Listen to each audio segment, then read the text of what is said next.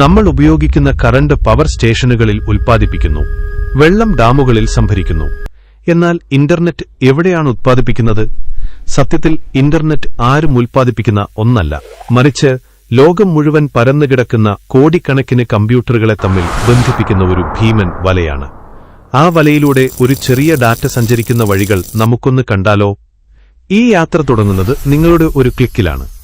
നിങ്ങൾ യൂട്യൂബിൽ ഒരു വീഡിയോ കാണാനായി ക്ലിക്ക് ചെയ്യുമ്പോൾ ആ റിക്വസ്റ്റ് ഡാറ്റയുടെ ഒരു ചെറിയ പാക്കറ്റായി നിങ്ങളുടെ ഫോണിൽ നിന്ന് യാത്ര തുടങ്ങുന്നു. ആദ്യം ഈ ഡാറ്റ പാക്കറ്റ് നിങ്ങളുടെ വീട്ടിലെ വൈഫൈ റൂട്ടറിലേക്ക് എത്തുന്നു.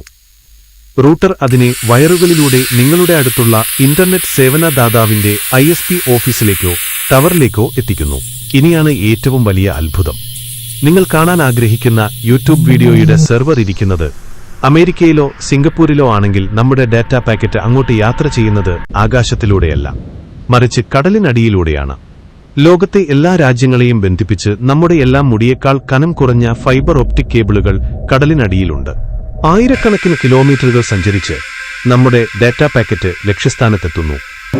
ഗൂഗിളിന്റെ ഡാറ്റാ സെന്റർ, ലക്ഷക്കണക്കിന് കമ്പ്യൂട്ടറുകൾ, സെർവറുകൾ 24 മണിക്കൂറും പ്രവർത്തിക്കുന്ന ഒരു ഭീമാകാരമായ കെട്ടിടമാണിത്. ഇവിടെ നിന്ന് നിങ്ങൾ ആവശ്യപ്പെട്ട വീഡിയോയുടെ കോടിക്കണക്കിന് ഭാഗങ്ങൾ തയ്യാറാക്കി മടക്കയാത്രയ്ക്ക് ഒരുങ്ങുന്നു. ഇനി